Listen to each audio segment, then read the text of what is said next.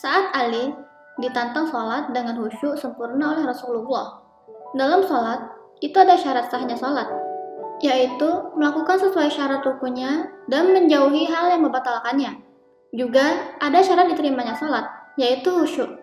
Untuk khusyuk memang tidak gampang. Pada zaman Rasulullah pun, sahabat tidak ada yang mampu untuk full khusyuk dan tidak bisa mendapatkan hadiah jubah dari Rasulullah ketika diadakan lomba khusyuk dalam sholat. Dengan demikian, menurut Imam Ghazali, kita tetap berusaha khusyuk minimal ketika takbiratul ihram. Hudzaifah pernah berkata, apa yang pertama hilang dari agama kalian adalah khusyuk, dan apa yang paling akhir hilang dari agama kalian adalah sholat. Banyak orang sholat, tapi tidak ada kebaikan pada mereka. Kalian nanti akan masuk masjid dan tidak ada lagi orang khusyuk. Khusyuk merupakan kekuatan sholat. Tanpa khusyuk, sholat seakan-akan tidak mempunyai makna bagi pelakunya. Karena sholat hanya berupa aktivitas fisik yang rutin, tanpa kenikmatan dan tanpa rasa hikmah di dalamnya. Menghancurkan dan merusak kekhusyuan dalam sholat adalah salah satu misi setan di dunia ini. Firman Allah dalam menceritakan misi setan tersebut. Kemudian aku akan mendatangi mereka dari muka dan dari belakang mereka, dari kanan dan dari kiri mereka. Dan engkau tidak akan mendapati kebanyakan mereka bersyukur. Quran Surat Al-A'raf ayat 17. Rasulullah SAW bersabda, yang pertama akan hilang dari umatku adalah khusyuk, hingga kalian tidak lagi melihat orang khusyuk. Hadis riwayat Tabrani. Ada kisah menarik yang dapat kita simak tentang bagaimana para sahabat pun merasa sulit untuk khusyuk dalam sholat. Juga tips yang bisa membantu kita khusyuk, dan perkara-perkara yang mengganggu kita khusyuk dalam sholat. Yuk simak kisahnya. Sebelumnya, jangan lupa untuk subscribe channel ini dulu ya, biar kalian gak ketinggalan kisah-kisah menarik lainnya. Rasulullah SAW pernah menantang Ali bin Abi Thalib untuk sholat dengan khusyuk sempurna. Perkara kekhusyuan dalam sholat memang bukanlah hal yang mudah. Hal ini dibuktikan dari salah satu kisah Ali bin Abi Thalib radhiyallahu anhu yang pernah gagal dalam memenuhi tantangan untuk sholat khusyuk dengan sempurna dari Rasulullah SAW. Sholat khusyuk yang dimaksud ini adalah khusyuk yang sempurna dimulai dari niat hingga salam tanpa terganggu dengan apapun. Cerita bermula saat Rasulullah SAW tengah duduk-duduk di teras Masjid Nabawi bersama para sahabat sembari menanti waktu sholat tiba. Di tengah hangatnya diskusi, datanglah seorang suku Badui dan hendak bertanya pada Rasulullah SAW. Perkara yang ditanyakan oleh orang suku Badui tersebut adalah soal sholat yang tidak khusyuk karena mencampur adukan ibadah dengan pikiran soal dunia. Kemudian dia pun bertanya pada Rasulullah SAW mengenai cara supaya sholat dengan khusyuk. Pertanyaan orang Badui ini bisa jadi mewakili sebagian besar muslim lain yang berada jauh di lingkaran Rasulullah SAW karena tinggal di pedalaman, bukan dari kalangan sahabat muhajirin maupun ansor. Belum sempat Rasulullah SAW menjawab pertanyaan tersebut, Ali bin Abi Thalib yang juga hadir di sana berkata dengan tegas, sholat yang seperti itu tidak akan diterima Allah, dan Allah tidak akan memandang sholat seperti itu. Mendengar itu, Rasulullah SAW pun kembali bertanya pada Ali. Pertanyaannya lebih kepada membuktikan perkataan yang disebutkan oleh Ali sebelumnya. Wahai Ali, apakah engkau mampu mengerjakan sholat 2 rakaat karena Allah semata tanpa terganggu dengan segala kesusahan, kesibukan, dan bisikan-bisikan yang melalaikan? Aku mampu melakukannya ya Rasulullah, jawab Ali dengan yakin. Tentunya Rasulullah SAW sudah yakin bahwa sahabat-sahabat terdekatnya dari kaum muhajirin ataupun ansar bisa melakukan sholat khusyuk karena Allah Subhanahu wa Ta'ala semata. Mengingat sehari-harinya mereka sudah melihat dan mengikuti contoh nyata dari beliau. Meski demikian, Rasulullah SAW hendak memberikan pelajaran berharga bagi orang Badui tersebut, sebab Islam adalah rahmatan lil alamin dan tidak eksklusif bagi lingkaran Rasulullah SAW saja. Begitu mendengar kesanggupan Ali, Rasulullah SAW tidak meragukan sahabat lainnya bisa melakukan hal tersebut. Beliau pun menambahkan sedikit gangguan. Sebelum Ali mengambil air wudhu untuk bersiap menunaikan salat, Rasulullah SAW tersenyum padanya dan berkata, wahai Ali, jika engkau mampu melakukannya, aku akan memberimu surbanku kepadamu. Engkau bisa memilihnya, yang buatan Syam atau Yaman. Sebagaimana diketahui, kedua sorban tersebut dikenal memiliki kualitas terbaik. Kemudian Ali pun bangkit dan mengambil wudhu. Setelahnya, ia segera melakukan sholat 2 rakaat yang disanggupinya kepada Rasulullah SAW. Semua yang hadir termasuk orang Badui tersebut hampir yakin bahwa Ali memperoleh hadiah dari Rasulullah SAW. Sesudah Ali sholat, Rasulullah SAW pun bertanya, "Wahai Abu Hasan dan Husain, bagaimana pendapatmu? Bisakah engkau mengerjakannya dengan khusyuk dan sempurna?" "Demi kebenaranmu ya Rasulullah SAW," jawab Ali dengan murung. "Sesungguhnya, aku telah melakukan rakaat pertama tanpa sedikit pun diganggu oleh kesibukan, kesusahan, dan bisikan apapun. Tetapi, ketika berada pada rakaat kedua, aku teringat akan janji engkau dan aku membatin. Seandainya Rasulullah SAW memberikan sorban Yaman itu, tentulah lebih baik daripada sorban Syam itu. Demi hakmu ya Rasulullah," katanya lagi, "tidak seorang pun yang dapat mengerjakan salat 2 rakaat dengan benar-benar murni karena Allah semata, dan ingatannya selalu fokus kepada Allah." Mendengar itu, Rasulullah SAW menjawab dengan penuh kelembutan, "Wahai Abu Turab atau julukan Ali, sesungguhnya hal itu terjadi pula dengan yang lain. Sebab, khusyuk itu diukur oleh sebatas kesempurnaan manusia. Terpenting, ketika pikiran terbawa pada urusan lain, cepat kembalikan pada salatmu lagi." Rasulullah SAW menambahkan lagi, "Dalam mengerjakan salat, memang hendaknya seakan-akan kita mampu melihat dan berbicara dengan Allah. Tetapi, kalaupun tidak mampu, asalkan ingat bahwa Allah melihat kita, ini sudah memandai." Melalui kisah ini, Rasulullah SAW hendak menjelaskan pada umatnya bahwa meski sholat dengan khusyuk yang sempurna terkadang sulit dilakukan, hal yang utama adalah bagaimana seorang muslim berusaha untuk mencapai kekhusyuan tersebut. Setelahnya, seorang muslim bisa memanjatkan permohonan ampun pada Allah Subhanahu wa Ta'ala. Masih dengan kisah Ali bin Abi Thalib yang memberikan contoh kekhusyuan yang luar biasa dalam sholat. Dalam sebuah peperangan, dikisahkan kaki menantu Rasulullah, Ali bin Abi Thalib, tertembus anak panah sampai mengenai tulangnya. Situasi ini menyebabkan beberapa kali usaha sahabat yang lain untuk mencabut anak panahnya tidak juga berhasil.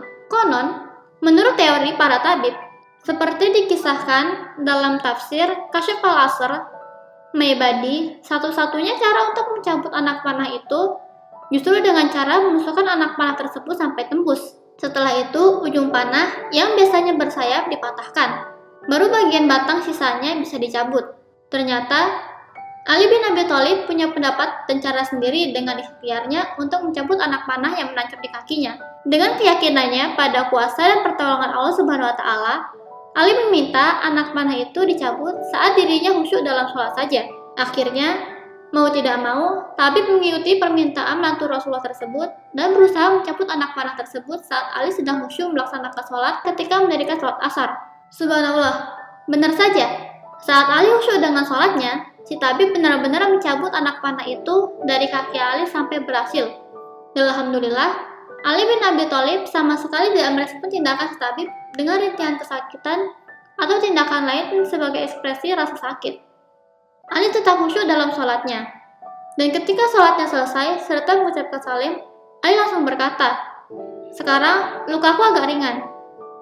Nikmatnya sholat khusyuk telah menjadi obat pembius atau anestesi ampuh bagi Ali bin Abi Thalib saat menjalani operasi berat yang dialaminya. Kenikmatan berdialog dan juga menyerahkan total kepada Sang Khalik atas segala urusan telah menjadi penawar dari segala bentuk kesakitan. Ali bin Abi Thalib telah membuktikan kebenaran firman Allah di atas. Sabar dalam berserah diri sepenuhnya kepada Allah Subhanahu wa Ta'ala dan mendirikan sholat dengan khusyuk benar-benar bisa menjadi penawar semua kesulitan dan kesakitan. Memang hanya kepada Allah kita semestinya mengadukan semua masalah dan kesulitan yang kita hadapi. Jika ingin masalah dan persoalan kita diselesaikan secara holistik oleh Yang Maha Kuasa atas segala-galanya. Adapun tips yang bisa membantu kita khusyuk sholat adalah sebagai berikut. Yang pertama, persiapkan diri untuk sholat. Itu dimulai dengan mendengarkan azan dan mengikutinya. Berdoa azan, memperbaiki wudhu, berdoa setelah wudhu, melakukan siwak sebelum sholat, mempersiapkan baju sholat, tempat sholat, dan menunggu waktu sholat. Bukan bergegas sholat ketika waktu hampir telat. Bukan bergegas sholat ketika waktu hampir lewat. Yang kedua, tumakninah, yaitu berhenti sejenak pada setiap rukun-rukun sholat. Dalam hadis diriwayatkan bahwa Rasulullah SAW ketika sholat, beliau melakukan tumakninah hingga semua anggota badan beliau kembali pada tempatnya. Hadis riwayat Abu Dawud dan lain-lain. Dalam hadis lain, Rasulullah SAW bersabda, "Seburuk-buruk pencuri adalah pencuri sholat." Bagaimana itu wahai Rasulullah? Tanya sahabat. Mereka yang tidak menyempurnakan ruku dan sujudnya. Hadis riwayat Ahmad dan Hakim. Seseorang tidak akan bisa khusyuk tanpa tumakninah ini, karena cepatnya pergerakan salat telah menghilangkan khusyuknya dan konsentrasi hati. Yang ketiga, ingat kematian saat salat. Rasulullah SAW pernah bersabda, ingatlah mati saat kamu salat. Sesungguhnya, seseorang yang ingat mati saat salat, maka ia akan memperbaiki salatnya. Dan salatlah seperti salatnya orang yang mengira itu salatnya yang terakhir. Rasulullah juga pernah berpesan kepada Abu Ayyub radhiyallahu anhu, salatlah seperti salatnya orang yang pamitan. Hadis riwayat Ahmad. Yang keempat, tadabbur menghayati ayat-ayat Al-Quran yang dibaca saat salat. Begitu juga zikir-zikir dan bacaan salat lainnya, serta menyerapnya dalam diri musolli. Ini adalah sebuah kitab yang kami turunkan kepadamu, penuh dengan berkah supaya mereka memperhatikan ayat-ayatnya dan supaya mendapatkan pelajaran orang-orang yang mempunyai pikiran. Quran Surat Shad ayat 29. Adapun perkara-perkara yang mengganggu khusyuan adalah sebagai berikut. Yang pertama, membersihkan tempat salat dari hal-hal yang mengganggu konsentrasi seperti gambar-gambar dan ornamen yang menarik perhatian orang salat. Aisyah radhiyallahu anha pernah mempunyai kelambu di rumahnya berwarna-warni. Lalu Rasulullah memintanya agar menyingkirkan itu karena itu mengganggu salat beliau. Hadis riwayat Bukhari. Maka hendaknya melakukan salat di tempat yang jauh dari kebisingan dan banyak orang lalu lalang, tempat orang ngobrol, apalagi tempat hiburan dan bersenang-senang. Karena itu akan mengganggu kekhusyuan salat. Begitu juga agar lokasi salat tidak terlalu panas atau terlalu dingin. Rasulullah SAW memerintahkan agar para sahabat melakukan salat zuhur saat cuaca agak dingin. Yang kedua, memakai pakaian yang polos dan tidak berwarna. Karena itu akan menarik pandangan musolli yang mengganggu konsentrasinya dalam salat. Rasulullah pernah salat dan terganggu dengan kelambu Aisyah yang berwarna-warni. Lalu beliau meminta untuk menyingkirkannya. Hadis riwayat Bukhari. Yang ketiga, hindari salat di waktu makan. Rasulullah SAW bersabda, tidak baik salat di hadapan makanan. Hadis riwayat Muslim. Riwayat lain mengatakan, ketika makan malam sudah siap dan datang waktu salat, maka dahulukan makan malam. Hadis riwayat Bukhari. Yang keempat, hindari menahan buang air besar, kecil, dan angin. Rasulullah SAW melarang salat sambil menahan kencing. Hadis riwayat Ibnu Majah. Riwayat lain mengatakan bahwa Rasulullah SAW bersabda, kalau kalian akan salat dan ingin ke WC, maka pergilah ke WC dulu. Hadis riwayat Abu Daud. Yang kelima, hindari salat dalam keadaan ngantuk berat. Rasulullah SAW bersabda, kalau kalian salat dan ngantuk, maka tidurlah hingga ia mengerti apa yang dikatakan. Hadis riwayat Bukhari.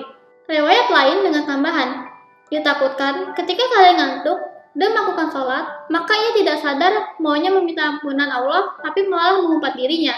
Hadis riwayat Bukhari.